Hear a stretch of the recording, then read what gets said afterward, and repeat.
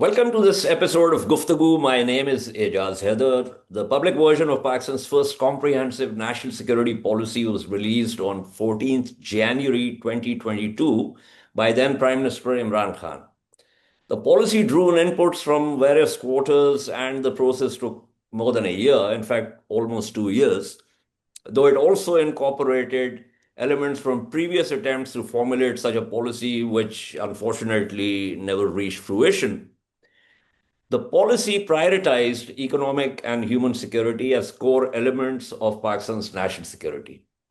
The term used was cooperative geoeconomics, contrasting the hard security approach of geopolitics with cooperation, trade, and connectivity. The policy's lifespan was for 4 years, after which it's supposed to be revisited in accordance with internal, regional, and global developments. It's going to be 2026. And one just hopes that the current government is already working on it. The person who headed this effort at that time was Dr. Moeed Yusuf. He was then Pakistan's national security advisor. Now, as a private citizen and scholar, he has been pursuing this, and he wrote a report. This is about a year and a half ago, which was titled Pakistan's Geoeconomic Pivot: Strategies, Opportunities, and Challenges. Now, that report unpacked the concept of geoeconomics in Pakistan's context. That was important because the term, as it originated in the United States, and it did with an essay written by Edward Luttwak, who called this a neologism. It had a different, rather Hobbesian connotation, essentially to use economic and trade tools in the service of geopolitics. Now, given the fast changing geopolitical scene, especially since the election of Donald Trump as the president of the United States, Yusuf has followed up that previous report with a recent one titled Going Against the Grain: Implementing Pakistan's Geoeconomic Pivot Amidst Geopolitical Chaos.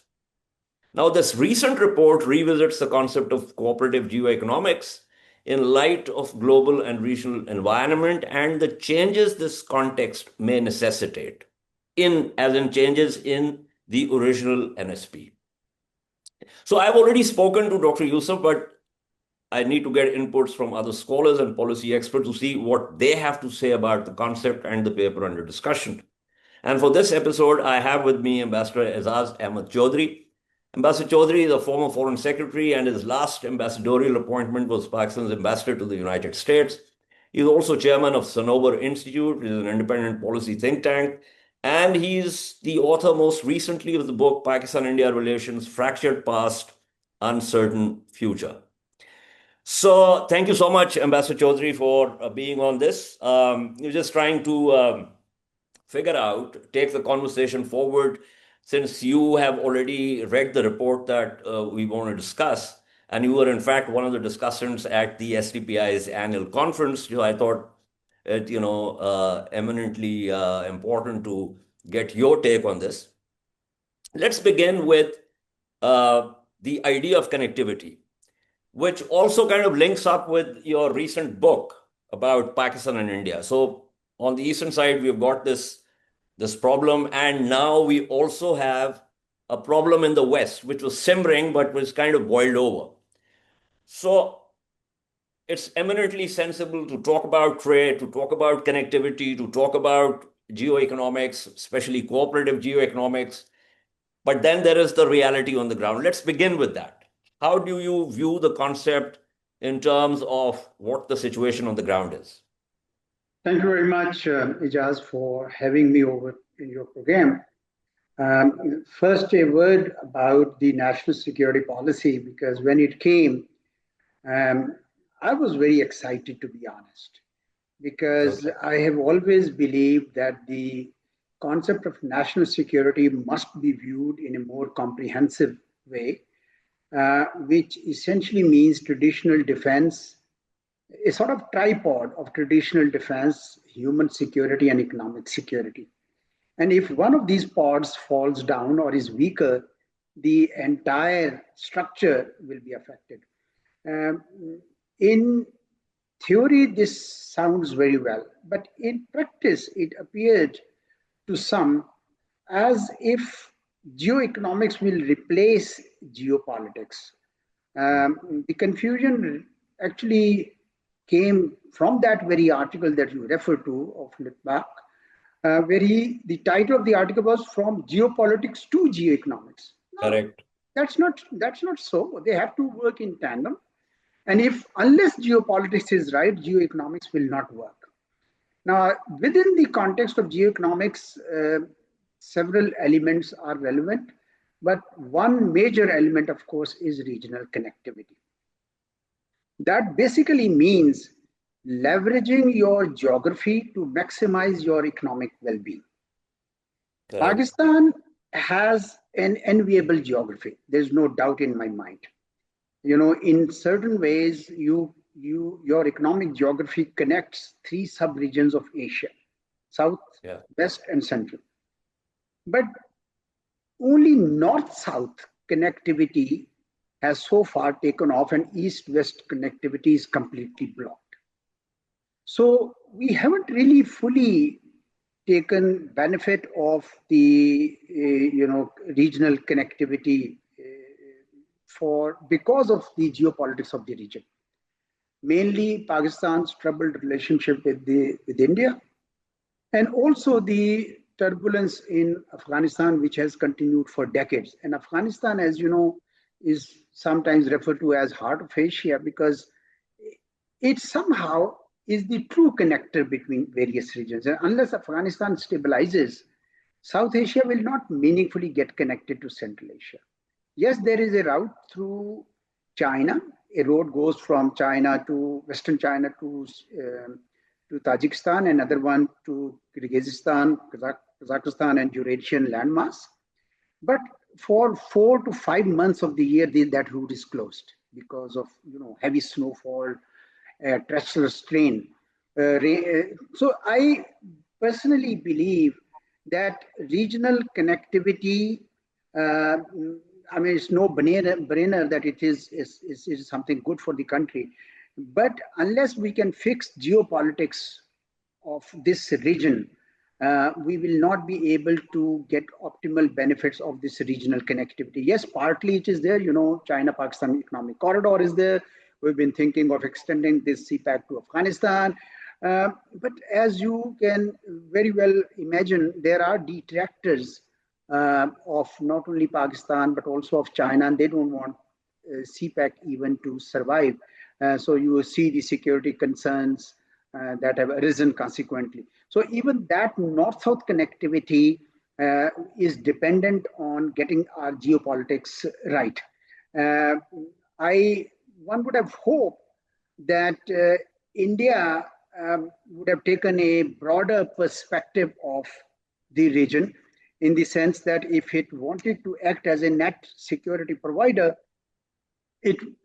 which to my mind means that you should be taking, it means equal security for all countries in the region, which means that if there is a threat to another country's security, then the country which claims to be net security provider should actually take that along.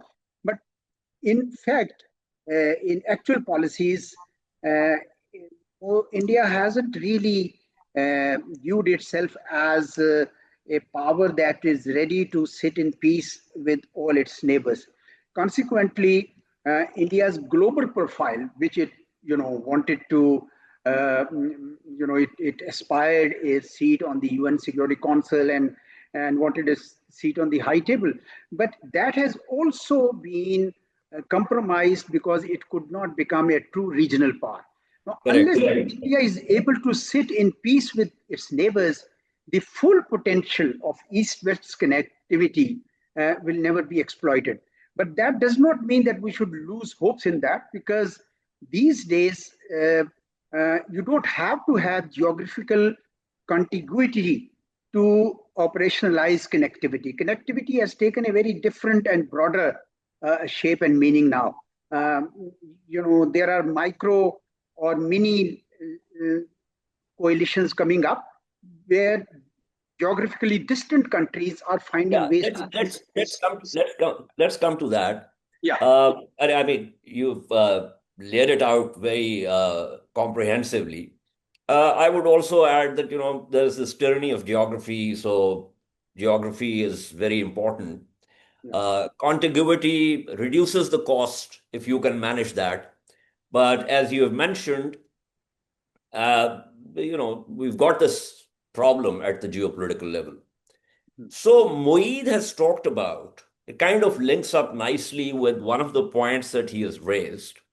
Without prejudice to the ideal of regional connectivity, he has said that given what the situation is, let's take let's take an India minus approach. Mhm. And where he's talked about China being in the lead, then Bangladesh and possibly Nepal, Pakistan. Uh, and you have been a practitioner also. You have looked at the theory of diplomacy also. Just give me your sense of what you think of this India minus approach for now. And let me again flag that Moy does not consider that as the ideal approach, but simply a more pragmatic approach given the situation. Yeah. Do you think it could likely work? Well, first we have to think, why did SARC not work? Correct. Because India thought that SARC provides a platform to all other South Asian countries to gang up against itself. Yeah. And therefore, the only time India was at peace with SARC was in April 2014. That was the only time when India was at peace. Because, with Pakistan also, the peace process sorry, 2007, April 2007, because the peace process between Pakistan and India was also at its peak. Otherwise, that India has always looked at SARC with skepticism. As for the other smaller countries, they felt that India is way too hegemonic, way too big for us to handle, and we need to really band together to provide a counterbalance so that there can be a healthy environment in SARC. So this tussle between the two has never allowed SARC to work, which means that if you even take India out, let's say, and bring China in and treat South Asia as Southern Asia, for example, China plus all the SARC countries minus India, you will always have underlying tensions. Yes, there are areas in which there will be cooperation because Chinese are believe in investments. And investments don't really need geography as such or geographical contiguity. So Yeah. Chinese work by investments, they can always invest in these countries, and all these countries minus India have cordial relations with China. But this does not sit well with India. So India can always create difficulties for all these countries should they team up with China as SARC minus India. Uh, a glaring example would be India's uh, distrust of CPAC, for instance, because Indians believe that China-Pakistan collaboration is somehow working against India. It is not, but somehow that's the perception that they have. So, unless I think the elephant in the room is India and its attitude, they got to have to So revisit I their. no, no, I think this is a very important point. But would you agree, given all these realities, that, and I think you wrote something for Dawn, if I remember correctly, with reference to SARC and bringing China in. Yeah, yeah. Uh, because you see, and one of the things about Pakistan and India, because these are the two biggest countries in this region, so obviously their adversarial relations kind of make headlines. But the fact is that India's got problems with Nepal, India's got problems with Sri Lanka, India's got problems with Myanmar, India's got problems with Maldives, and now it also has major problems with Bangladesh. Mm. So something obviously is clearly problematic with India's outreach. Now, you also know that over the last 5, 6 months, in fact, many experts in Delhi's strategic elite have been, including Hepimon, Jacob, and others, talking about, oh, South Asia is not really a region, because they're trying to sort of, the failure of the BJP government in its near abroad, they're trying to intellectualize it. But given that, do you think that the countries of the region should go ahead with this India minus approach, link up bilaterally or minilaterally with China for investments and for, upgrades of infrastructure and the rest of it? Oh, of course, absolutely, absolutely. There's no doubt about that, and I think Pakistan has lately embarked on a series of trilaterals. Pakistan, China, Bangladesh trilateral, Pakistan, China, Iran trilateral.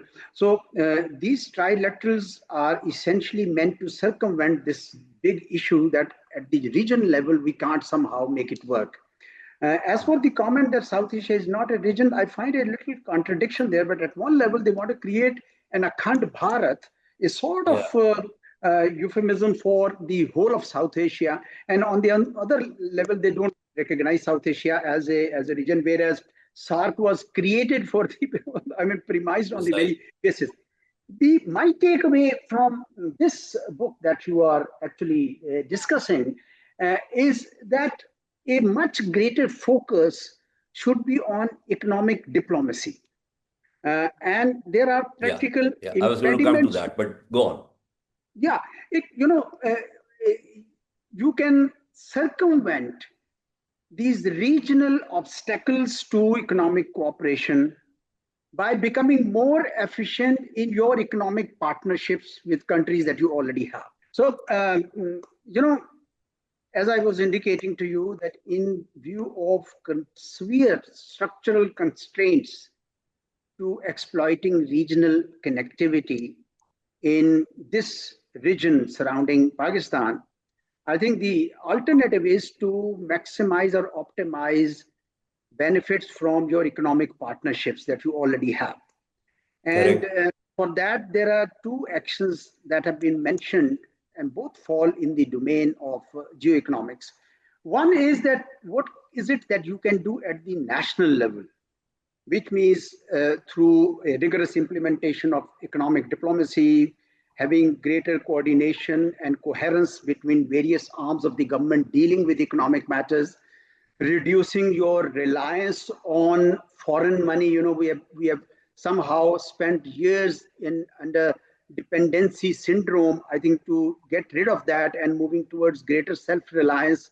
I think these are very practical. A number of practical suggestions have been made, which the government ought to take into consideration. So that is one a prong that I like. The other is the ease of doing business. We got to become a more business-friendly country. There are people and countries ready to invest in Pakistan. And recent example is expressions of interest coming from the US, as well as from China and Korea and Turkey and Malaysia. They just want you to first have an ease of doing business, so that and be ready to absorb all those investments, economic investments that are coming in. A good example is Saudis wish to establish an oil refinery here for many, many years. This has been repeated. But for that, you need, you need feasibility studies, you need pre-feasibility studies, you need to create an environment where you can absorb those investments. Another related aspect is the attitude towards industry. Why Pakistan is not able to industrialize is because somehow we have this hangover from Bhutto's days, that perhaps these 22 families were sucking the blood of Pakistan. So we have internalized the thinking that as if industrialists are not good for the country. Whereas the world over, as you can see, even Donald Trump's policies are to bring back manufacturing to the US. Every country is now competing with the other to do the manufacturing within their own geographical domains. So Pakistan needs industrialization, need to change our attitude, and we need to change this entire bureaucratic structure which nurtures. So I'm so Yeah, yeah, go ahead. Yeah, I'm so happy that you mentioned this. I just want to draw on your, more than 3 decade long diplomatic career. Couple of things that Moeed is saying in this report Hmm. uh, are that we need to have a system which brings together traditional diplomacy, the art of traditional diplomacy, with economic diplomacy. So there's got to Yeah, be a whole of government approach, coordination, and to have people who can hmm, actually go and make those pitches. yeah. So, given your experience at Foreign Office and then you headed the Foreign Office, do you think Moeed is right about this? And do you think that given the sort of environment, it's something that can actually be done?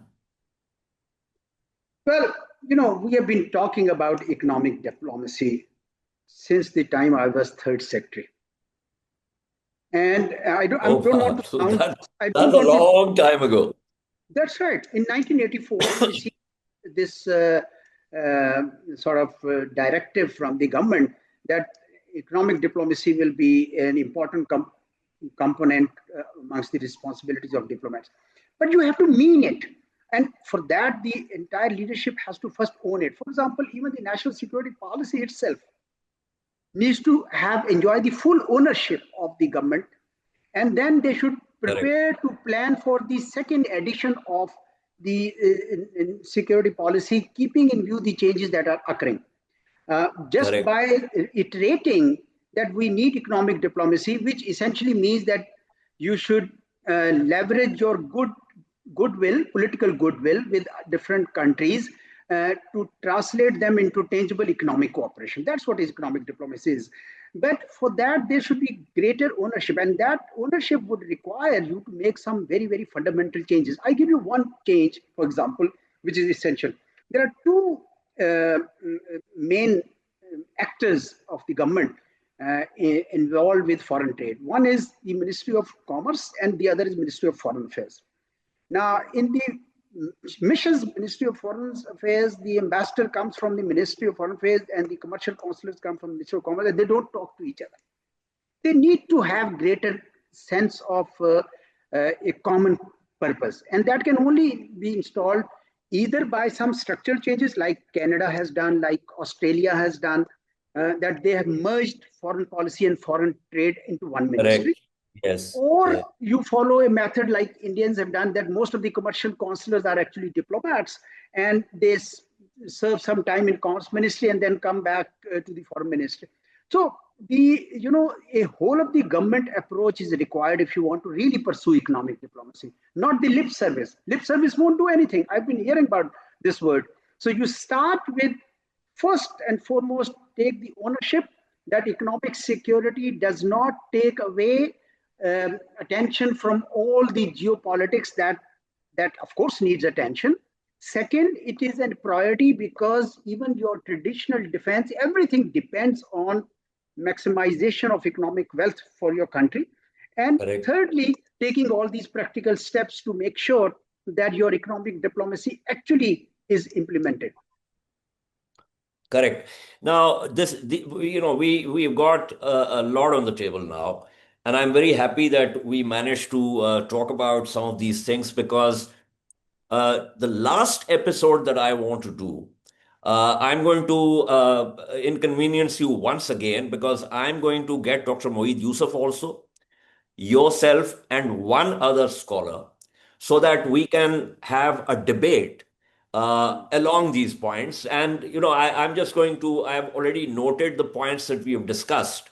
The points that I've discussed with you, the points that I discussed with Dr. Huma Bakai, initially the two programs that I did with Dr. Moeed Yusuf. So we're going to bring all of that in the concluding program episode uh, in order for us to have a debate and then kind of put together a working formula of what can possibly be done. And I think the points that you've raised are extremely helpful to that end. And I'm really grateful for your time. And we will obviously, as I said, we're going to approach you once again Depending on your time and convenience, we are going to set up the concluding episode of this. Until then, it's goodbye. And thank you so much, Ambassador Chaudhry, once again. Thank you. Thank you so much, Ijaz, for having me in your program. Thank you. Pleasure.